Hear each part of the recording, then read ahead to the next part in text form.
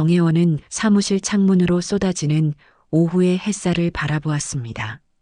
15년간의 검사 경력을 뒤로하고 변호사로 전직한 지 이미 3년이 지났네요. 혜원은 손목 시계를 확인하며 다음 의뢰인과의 면담을 준비했습니다. 법무법인 정의의 회의실에서는 이미 몇몇 동료 변호사들이 사건 자료를 검토하고 있었어요. 변호사님, 다음 면담 예약 시간이 5시로 변경되었습니다. 비서의 안내에 혜원은 고개를 끄덕였습니다. 시간적 여유가 생겼으니 아들 태준에게 전화를 걸어볼까 생각했죠. 6개월 전 입대한 아들은 요즘 연락이 뜸했습니다. 마지막 통화에서 태준의 목소리가 평소와 달리 무거웠던 기억이 불현듯 떠올랐어요. 여보세요, 태준아? 전화는 연결되지 않았습니다. 군대에 있으니 당연한 일이지만 왠지 모를 불안감이 혜원의 가슴을 스쳤어요. 휴대폰을 내려놓으며 아들의 마지막 휴가 때 찍은 사진을 바라봤습니다. 늘 정의롭고 원칙주의적이었던 아들이 군 생활에 잘 적응하고 있을지 걱정됐죠. 혜원 변호사님, 긴급 전화입니다. 비서의 다급한 목소리에 혜원은 수화기를 들었습니다. 그 순간 세상이 무너지는 듯한 소식이 전해졌어요. 네, 태준이가 자살 시도라고요? 휴대폰을 떨어뜨린 혜원은 곧바로 자리에서 일어났습니다. 가방을 급하게 챙기며 사무실을 뛰쳐나왔죠. 의뢰인과의 약속도 진행 중인 사건들도 모두 머릿속에서 사라졌습니다. 오직 아들의 안위만이 혜원의 머릿속을 가득 채웠어요. 군 병원 중환자실 앞 혜원은 태준의 담당 군의관을 만났습니다. 현재 생명에는 지장이 없으나 의식 회복까지는 시간이 필요합니다. 손목 자해로 인한 과다 출혈이 있었으나 다행히 빠른 발견으로 최악의 상황은 면했습니다. 혜원은 창백한 얼굴로 누워있는 아들을 유리창 너머로 바라보았습니다. 항상 단정하고 의젓했던 아들의 모습은 온데간데 없이 산소 마스크와 각종 의료 장비에 둘러싸여 있었죠. 무슨 일이 있었던 건가요? 왜 우리 아이가 이런 선택을? 혜원의 질문에 군의관은 시선을 피했습니다. 공식적으로는 개인적 스트레스로 인한 우울증입니다. 부대 내 특이사항은 보고된 바 없습니다. 검사 출신 변호사의 날카로운 직감이 발동했어요. 뭔가 숨기는 게 분명했습니다. 혜원은 아들의 소지품을 확인하고 싶다고 요청했지만 군 관계자는 절차상의 이유로 거절했죠.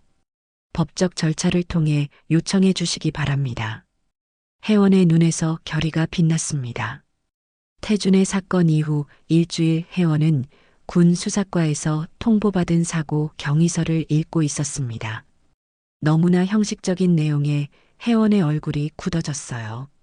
피해자 정태준 일병은 평소 내성적인 성격으로 군 생활 적응에 어려움을 겪었던 것으로 보이며 개인적 우울감으로 인한 자해 행위로 판단됨. 이 한 줄로 아들의 시도를 정리한 보고서였습니다. 이게 말이 되나? 태준이가 그런 아이였다면 내가 모를 리가 없잖아.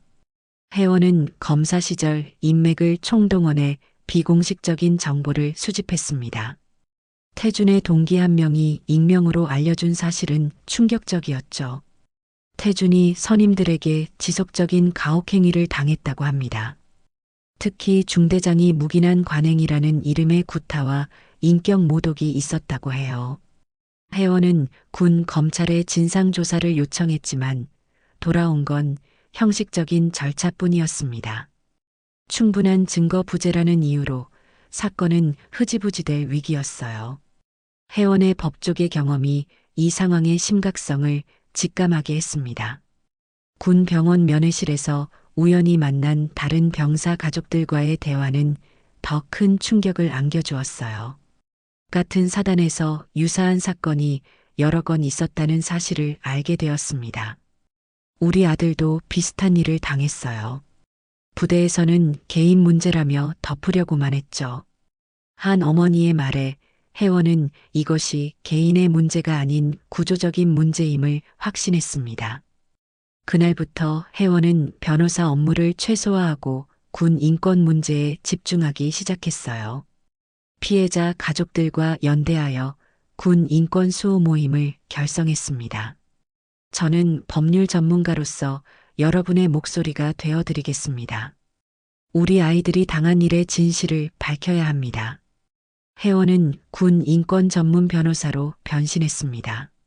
국방부 앞 기자회견, 청원 활동, 관련 증거 수집에 몰두했죠. 하지만 현실은 냉혹했어요. 군이라는 폐쇄적 조직의 벽은 생각보다 높고 두꺼웠습니다. 정 변호사님, 솔직히 말씀드리자면 군 내부의 문제는 외부에서 접근하기가 거의 불가능합니다. 특히 고위 간부들이 관련된 사안이라면 더욱 그렇죠. 한군 법무관 출신 변호사의 조언이 혜원의 가슴에 비수처럼 꽂혔습니다.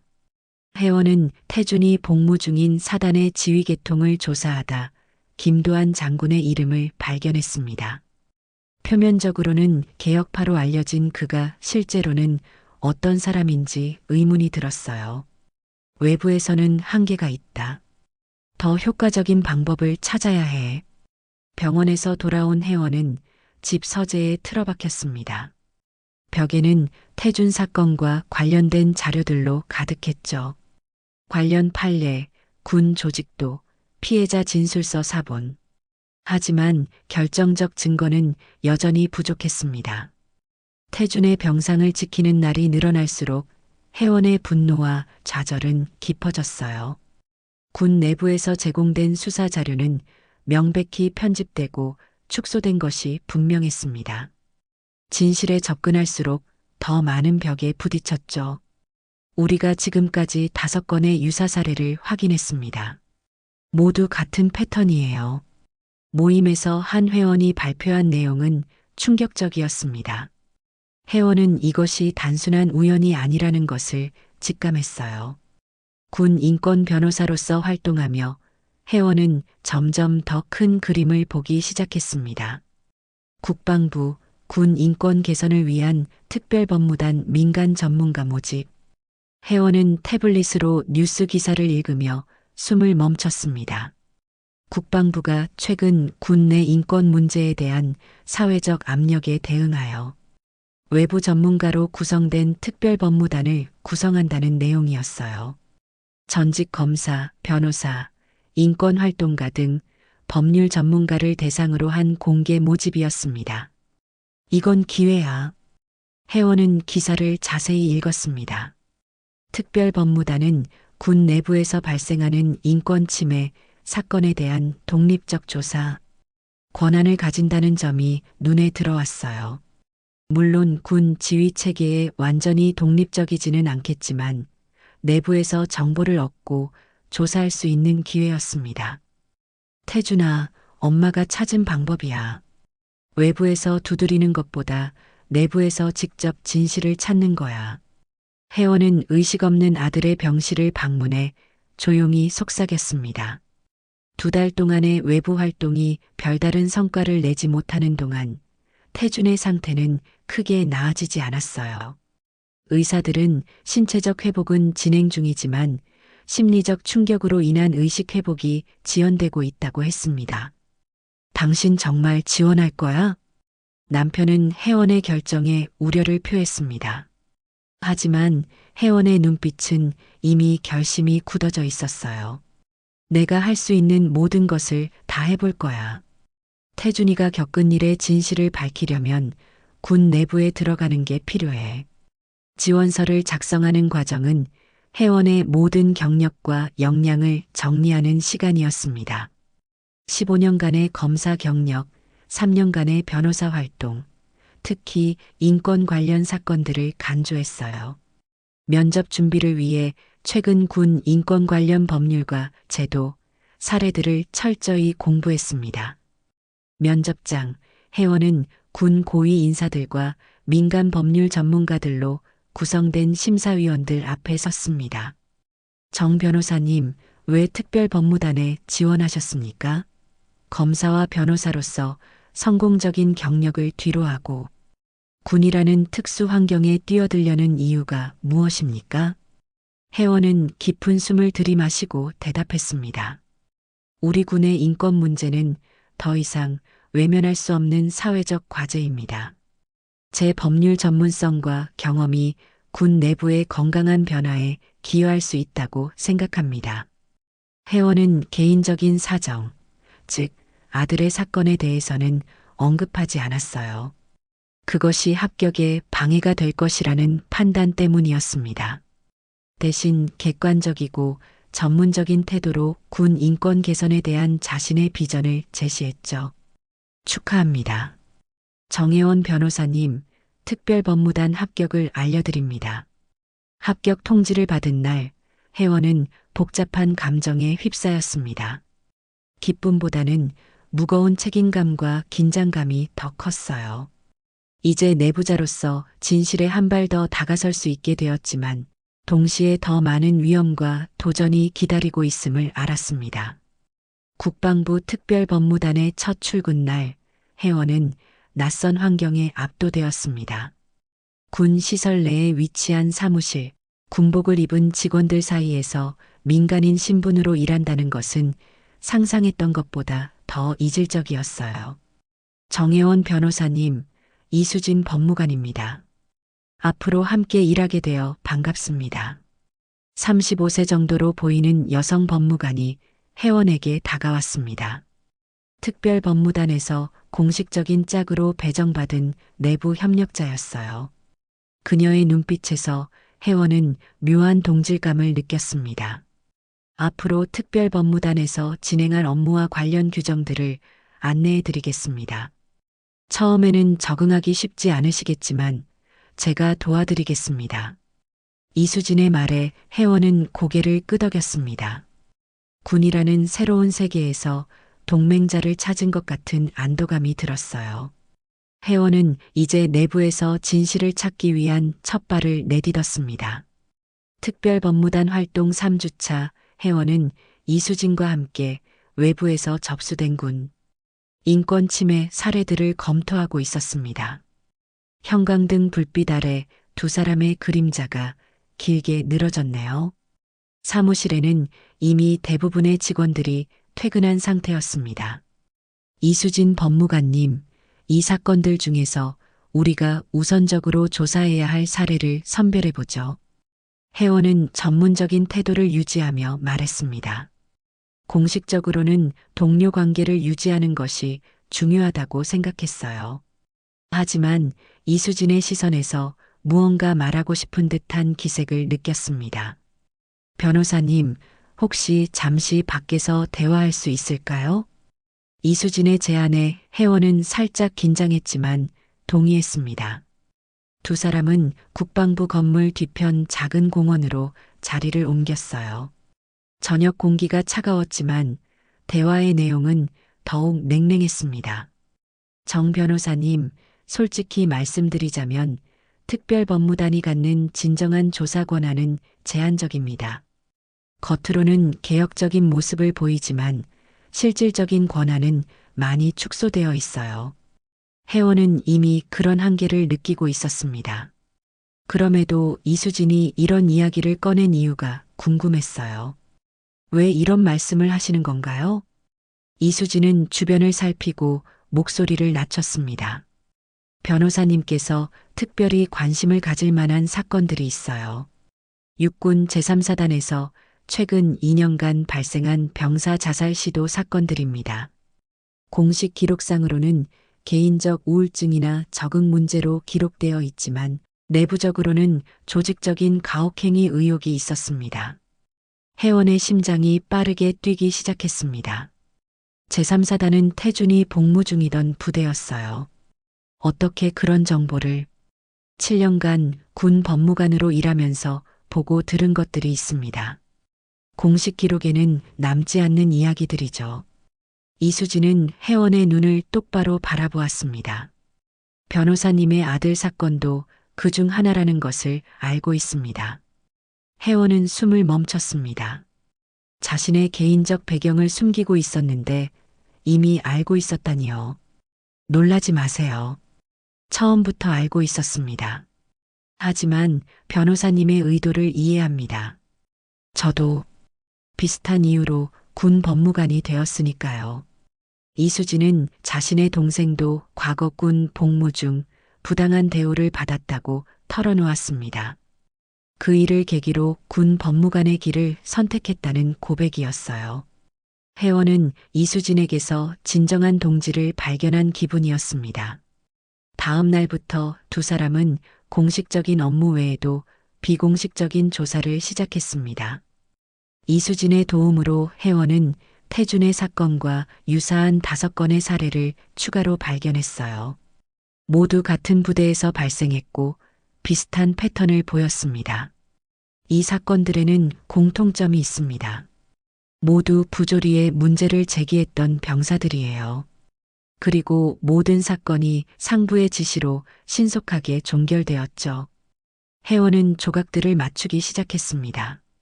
모든 사건의 배후에는 김도한 장군의 그림자가 있었어요.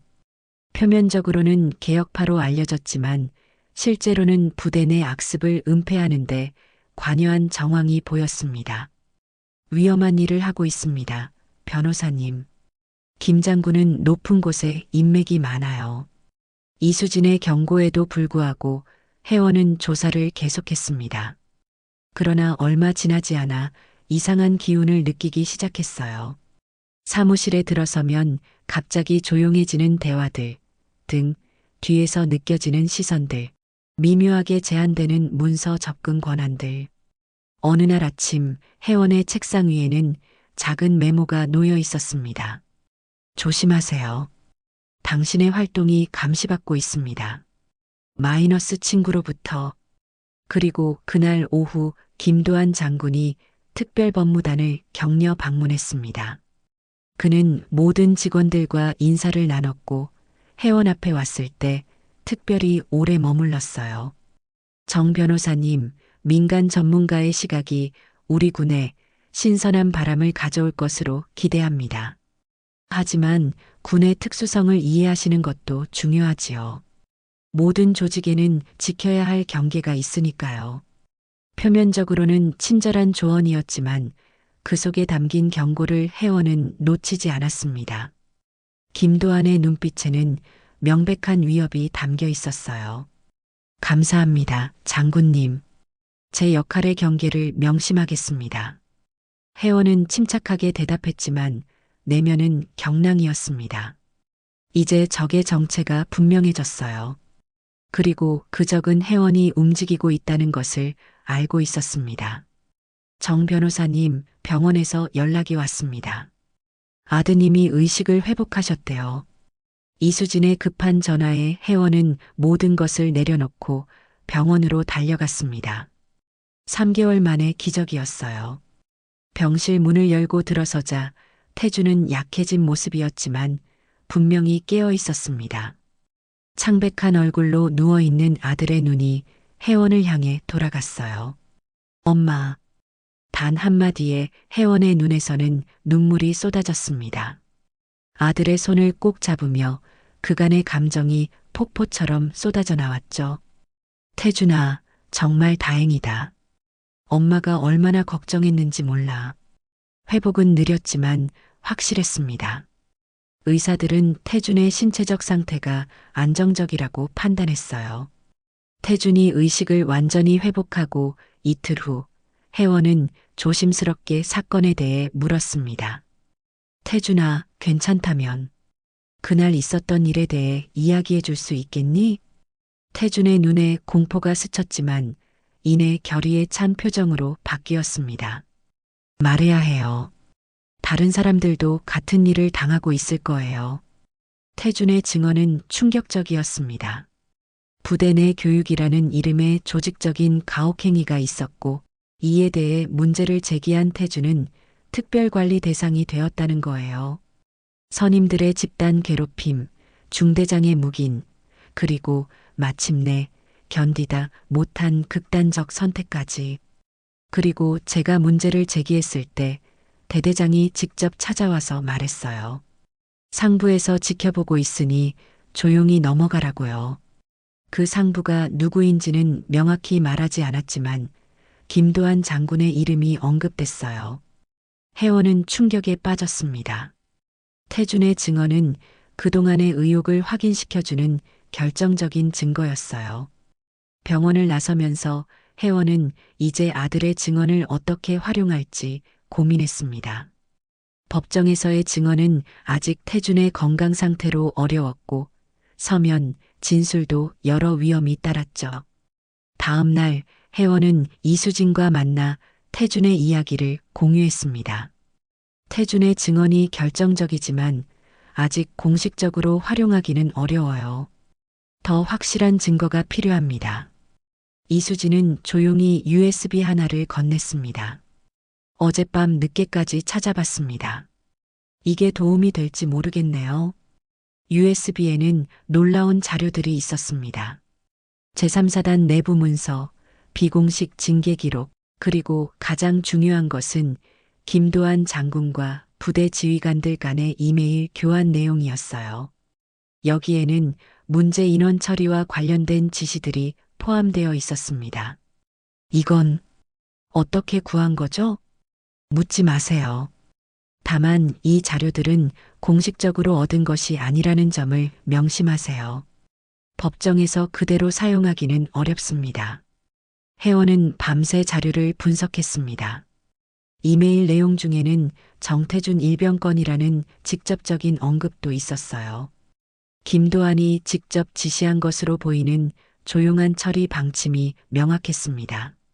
그리고 태준뿐 아니라 다른 문제 제기자들에 대한 조직적 탄압 패턴이 드러났죠. 이제 모든 것이 연결됐어.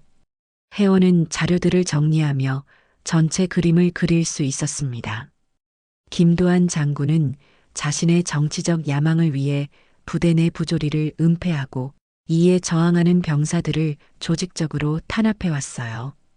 표면적으로는 개혁파 이미지를 유지하면서 말이죠. 하지만 이 증거들을 어떻게 활용할 것인가의 문제가 남았습니다. 다음 날 아침 혜원은 특별법무단의 최고 책임자인 박 단장을 찾아갔어요. 중요한 사안에 대해 보고드리고 싶습니다. 혜원은 태준의 증언과 이수진을 통해 얻은 증거들 출처는 밝히지 않고에 대해 설명했습니다. 박 단장의 표정은 점점 심각해졌어요. 정 변호사님, 이 사건은 당신의 아들과 직접 관련된 것 아닙니까? 네, 그렇습니다. 하지만 이것은 개인적인 문제를 넘어선 조직적 비리입니다. 박 단장은 깊은 한숨을 내쉬었습니다. 변호사님께서 직접 이 사건을 수사하는 것은 명백한 이해 충돌입니다. 규정상 당신은 이 조사에서 배제되어야 합니다.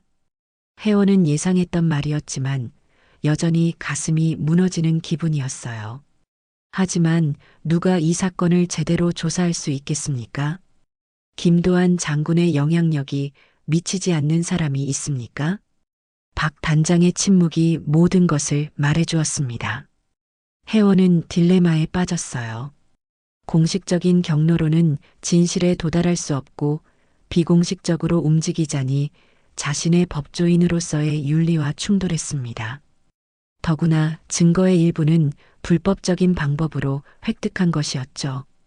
병원에서 회복 중인 태준의 모습이 떠올랐습니다. 그리고 여전히 고통받고 있을 다른 병사들의 얼굴들도요. 혜원은 선택의 기로에 섰습니다.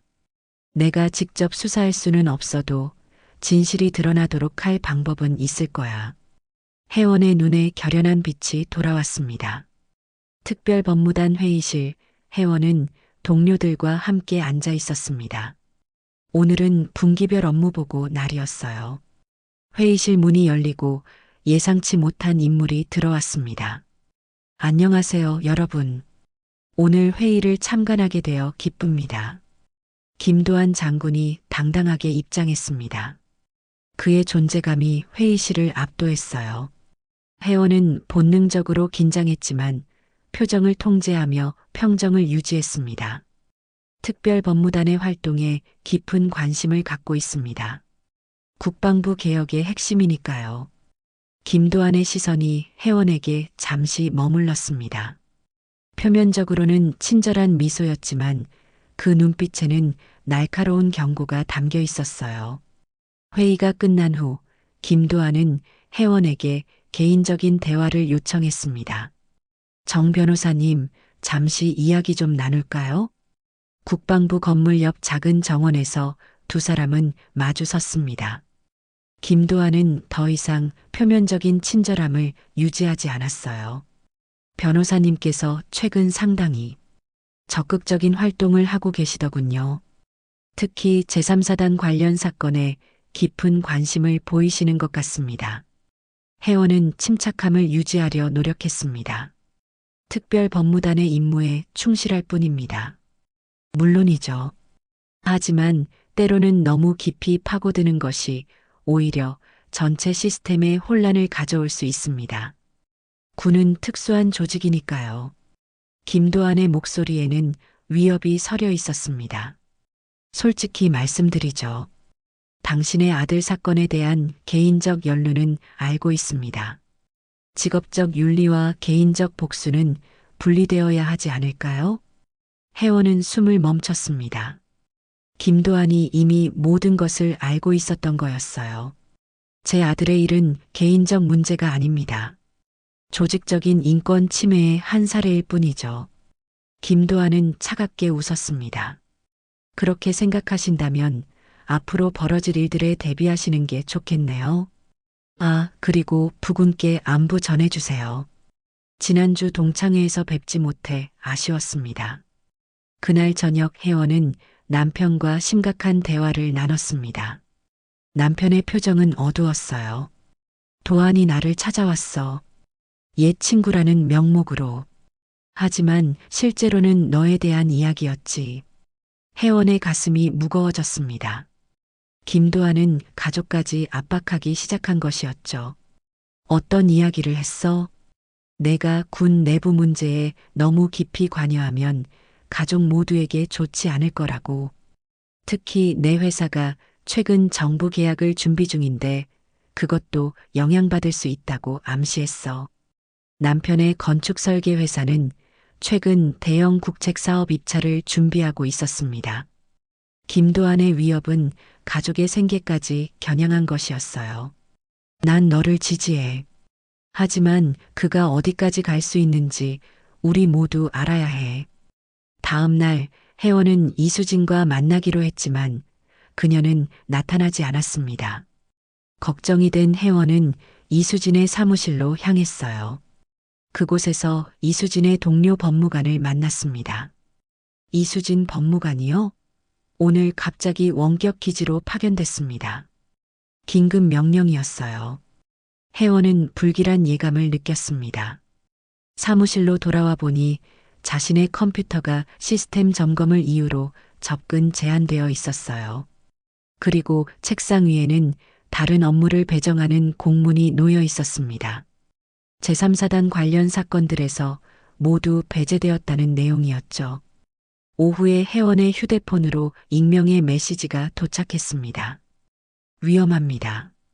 제가 파견된 것은 경고입니다.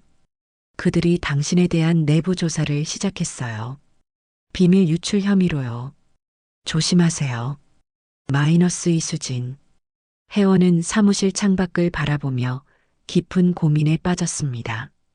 김도한은 단순히 경고를 넘어 실질적인 반격을 시작한 것이었어요. 이수진을 원격지로 파견시키고 혜원에 대한 내부 조사를 시작한 것은 명백한 압박 전술이었습니다. 그날 밤 혜원은 태준의 병실을 찾았습니다. 회복 중인 아들을 바라보며 결단을 내려야 했어요. 물러서면 모든 것이 묻히겠지만 계속 싸운다면 더 큰 위험이 기다리고 있었습니다. 엄마가 조금 어려운 상황에 처했어. 태주는 약해진 목소리로 대답했습니다. 물러서지 마세요. 저도 그래서 이렇게 된 거잖아요. 부조리에 맞서 싸우다가 혜원은 아들의 손을 꼭 잡았습니다. 같은 시간 이수진은 멀리 떨어진 외딴 기지에서 그녀가 수집한 추가 증거들을 안전하게 보관할 방법을 고민하고 있었어요. 김도한의 반격은 강력했지만 아직 게임은 끝나지 않았습니다. 혜원은 병원 지하 카페테리아에 앉아 있었습니다. 태준의 정기 검진 일정에 맞춰온 것처럼 보이게 하기 위해서였어요. 테이블 주변으로 4명의 젊은이들이 모여 앉았습니다. 모두 최근 전역한 병사들이었죠. 여러분이 이렇게 용기를 내주셔서 정말 감사합니다. 혜원은 조용한 목소리로 말했습니다.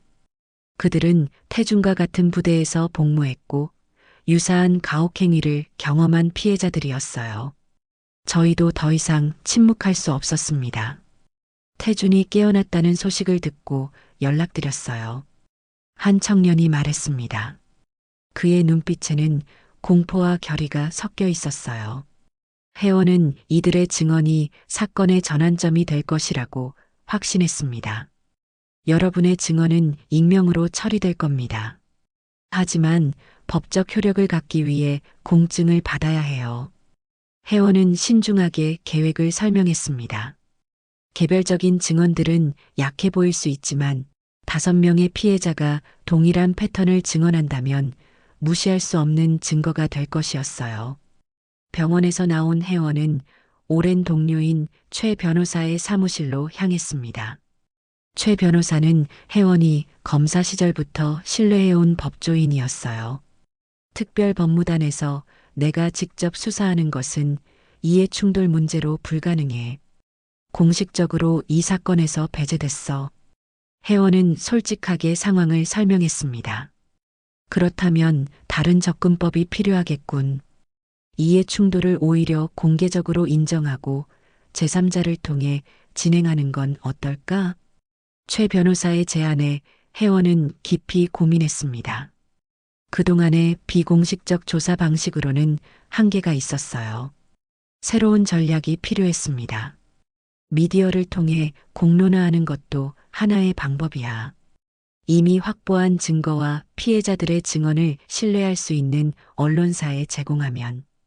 혜원은 고개를 끄덕였습니다. 침묵 속에서 진행된 은폐를 밝은 빛 아래 드러내는 것, 그것이 새로운 전략이 될 수 있었어요. 다음 날 혜원은 특별법무단의 박 단장을 다시 찾아갔습니다. 이번에는 공식적인 자리였어요. 저는 이 자리에서 공식적으로 제3사단 관련 사건들에서 저의 이해충돌 문제를 인정하고 싶습니다. 제 아들이 피해자 중 한 명이기 때문에 개인적으로 이 사건들을 조사하는 것은 적절하지 않다고 생각합니다. 박 단장은 놀란 듯 보였습니다. 혜원의 솔직한 고백을 예상하지 못했던 거죠. 그러나 동시에 이 사건들의 중요성은 개인적 차원을 넘어섭니다. 제가 확보한 증거들과 피해자들의 증언을 특별법무단이 아닌 다른 독립적인 기관이 조사할 수 있도록 요청합니다. 박 단장은 잠시 침묵했습니다. 그는 정치적 압력과 정의 사이에서 고민하는 듯 했어요. 어떤 증거들이 있는지 구체적으로 말씀해 주시겠습니까? 혜원은 준비해온 서류 폴더를 내밀었습니다. 피해자들의 증언 요약본, 부대 내 비공식 징계 기록 사본, 그리고 김도환과 부대 지휘관들 간의 이메일 내용이었어요. 물론 이수진을 보호하기 위해 출처는 명시하지 않았습니다. 이 정도면 충분한 조사 근거가 될 것 같군요. 박 단장의 표정이 조금씩 변했습니다. 그도 법조인 출신으로 증거의 무게를 이해했던 거죠. 그러나 여전히 망설임이 보였습니다. 단장님, 제가 알기로 국회 국방위원회에서 군내 인권 문제에 대한 청문회를 준비 중이라고 들었습니다. 이 사안이 그곳에서 다뤄진다면 더 폭넓은 논의가 가능하지 않을까요? 혜원의 제안은 일종의 우회로였습니다. 군 내부에서 해결이 어렵다면 외부의 감시 기관을 활용하는 전략이었어요. 박 단장은 이 제안의 의미를 정확히 이해한 듯 했습니다. 그날 저녁 혜원은 이수진으로부터 은밀한 연락을 받았습니다. 파견된 원격 기지에서도 그녀는 멈추지 않고 조사를 계속했던 거예요. 결정적인 증거를 찾았습니다. 김 장군이 직접 작성한 메모입니다. 문제 인원들에 대한 특별관리 지침이라는 제목의 문서에 태준을 포함한 피해자들의 이름이 명시되어 있어요. 혜원의 심장이 빠르게 뛰었습니다. 이 문서는 김도환이 직접 가혹행위를 지시했다는 결정적 증거였어요. 어떻게 전달받을 수 있을까요? 내일 아침 국방부 정문 앞 커피숍에 제 후임이 찾아갈 겁니다. 자료 검토 필요라고 말하면 USB를 건네줄 거예요. 계획대로 다음날 혜원은 USB를 전달받았습니다. 그 안에는 이수진이 언급한 문서뿐만 아니라 김도환이 자신의 정치적 야망을 위해 군 내부 문제를 은폐해온 여러 증거들이 있었어요. 집에 돌아온 혜원은 모든 자료를 검토하며 최종 결정을 내렸습니다. 이제 더 이상 뒤로 물러설 수 없었어요. 그녀는 3가지 행동 계획을 세웠습니다.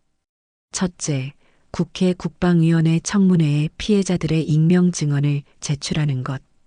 둘째, 신뢰할 수 있는 언론사에 증거 자료를 제공하는 것. 셋째, 검찰에 김도환의 직권 남용과 증거인멸 혐의로 고발장을 제출하는 것. 이제 진실을 세상에 알릴 시간이야. 혜원의 눈에는 결연한 의지가 빛났습니다. 국회 국방위원회 청문회장, 긴장감이 감돌았습니다. 혜원은 증인석에 앉아 차분히 자신의 순서를 기다리고 있었어요. 청문회장 맞은편에는 김도환 장군이 군 지휘부 관계자들과 함께 앉아 있었습니다. 그의 표정은 여전히 자신감에 차 있었지만 눈빛에는 미세한 불안감이 감지됐어요. 다음은 정혜원 특별법무관의 증언을 듣겠습니다. 위원장의 선언에 따라 혜원은 마이크 앞으로 몸을 기울였습니다. 3주 전 혜원이 언론에 제공한 자료는 폭발적인 반향을 일으켰어요. 군 내부 가혹행위, 조직적 은폐, 고의 장성의 직권 남용 의혹 등의 헤드라인이 연일 신문을 장식했습니다. 저는 먼저 이 자리에서 제 아들이 제3사단에서 가혹행위 피해자였음을 공개적으로 밝힙니다. 개인적 이해관계가 있음에도 이 자리에 선 이유는 이것이 단순한 개인의 문제가 아닌 군내 인권과 정의의 문제이기 때문입니다. 혜원의 차분한 목소리가 청문회장에 울려 퍼졌습니다. 그녀는 준비해온 증거들을 체계적으로 제시했어요. 피해자들의 증언, 내부 문서, 이메일 교환 내용, 그리고 김도환의 직접 지시를 담은 메모까지. 이 모든 증거는 가혹행위가 단순한 일탈이 아닌 조직적으로 용인되고 때로는 장려된 시스템의 일부였음을 보여줍니다. 특히 이 특별관리 지침이라는 문서는 김도환 장군이 직접 문제, 재기 병사들에 대한 압박과 고립을 지시했음을 증명합니다. 청문회장이 술렁였습니다. 김도환은 핏기가 도는 얼굴로 자리에서 일어났어요. 이것은 명백한 모함입니다. 그 문서는 조작된 것이며 정법무관의 개인적 복수심에서 비롯된 허위 주장입니다. 김도환의 항변에도 불구하고 증거의 무게는 무거웠습니다. 특히 청문회 도중에 추가 증인으로 출석한 이수진 법무관의 증언이 결정적이었어요. 저는 7년간 군 법무관으로 근무하며 수많은 인권 침해 사건들이 어떻게 은폐되었는지 목격했습니다. 김도환 장군은 이런 은폐의 중심에 있었습니다. 청문회는 12시간 동안 계속되었습니다. 날카로운 질문과 치열한 공방, 그리고 추가 증인들의 증언이 이어졌어요. 마지막으로 위원장이 발언했습니다. 오늘의 청문회 결과를 바탕으로 본 위원회는 특별수사를 요청할 것이며 군 사법체계 전반에 대한 개혁안을 제출하겠습니다. 청문회 이후 검찰은 김도환을 직권 남용과 증거인멸 혐의로 기소했습니다. 재판은 6개월간 진행됐어요. 법정에서 혜원은 더 이상 특별법무관이 아닌 한 피해자의 어머니로서 증언대에 섰습니다. 제 아들은 불의에 저항했다는 이유로 조직적 탄압을 받았습니다. 그리고 그 과정에서 자신의 목숨까지 버릴 뻔했어요. 저는 단순히 아들을 위한 복수가 아닌 이런 비극이 다시는 반복되지 않기를 바랍니다. 최종 판결일 법원은 김도환에게 유죄를 선고했습니다. 직권 남용과 증거인멸, 그리고 부하에 대한 가혹행위 지시 혐의가 모두 인정된 것이었어요. 7년형의 실형과 함께 군인으로서의 모든 지위와 명예를 박탈당했습니다. 언론은 이 사건을 현대군 사법체계의 역사적 전환점이라고 보도했습니다. 정부는 군 내 인권 보호를 위한 정태준법을 제정하기로 했어요. 이 법안은 군 내 인권 침해, 신고자 보호와 독립적인 군 인권 감시 기구 설립을 핵심으로 했습니다. 1년 후 혜원은 대학교 강당에 앉아 있었습니다. 그녀 앞에는 군 인권과 정의 심포지엄 팸플릿이 놓여 있었어요. 발표자 명단 중에는 익숙한 이름이 있었습니다. 다음은 정태준 씨의 발표를 듣겠습니다. 제목은 군 내 인권 개선을 위한 제도적 접근입니다. 단상에 오른 태준은 더 이상 병원 침대에 누워있던 약한 모습이 아니었습니다. 그는 정의로운 사회를 만들기 위해 법학을 공부하기 시작한 대학생이 되었어요. 완전히 회복된 그의 모습에 혜원의 눈가에 따뜻한 눈물이 맺혔습니다. 저는 오늘 제 경험을 바탕으로 군 내 인권 개선을 위한 구체적인 제도적 접근법에 대해 이야기하고자 합니다. 태준의 목소리는 힘있고 확신에 차 있었습니다. 그는 자신과 같은 피해자들과 함께 군 인권 수호 네트워크를 설립했고 다른 피해자들을 지원하는 활동을 시작했어요. 발표가 끝난 후 혜원은 태준에게 다가갔습니다. 자랑스럽다, 우리 아들. 태준은 환하게 웃었습니다. 엄마가 아니었다면 이런 변화는 불가능했을 거예요. 엄마는 진정한 정의의 전사였어요. 그날 저녁 혜원은 자신의 새 사무실을 정리했습니다. 정혜원 법률사무소 -군 인권 전문이라는 간판이 문 앞에 걸려 있었어요. 특별 법무단에서의 임무를 마치고 혜원은 군 인권 전문 변호사로서의 새로운 길을 걷기로 했습니다.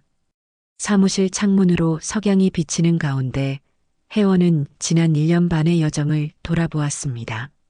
아들의 비극적 사건으로 시작된 투쟁이 이제는 군 사법체계 전반의 개혁으로 이어졌어요. 많은 것이 바뀌었지만 앞으로도 갈 길이 멀다는 것을 알고 있었습니다. 혜원의 책상 위에는 새로운 의뢰인들의 서류가 쌓여 있었습니다. 아직도 도움이 필요한 이들, 목소리를 내지 못하는 이들을 위해 그녀의 전쟁은 계속될 것이었어요. 정의는 결코 완성되지 않아. 항상 지켜나가야 하는 거지. 혜원은 창밖의 별들을 바라보며 미소 지었습니다. 그녀의 눈에는 다시 한번 결연한 의지가 빛났습니다. 오늘의 사연은 여기까지입니다. 영상이 마음에 드셨다면 구독과 좋아요 부탁드릴게요. 천태만상이었습니다.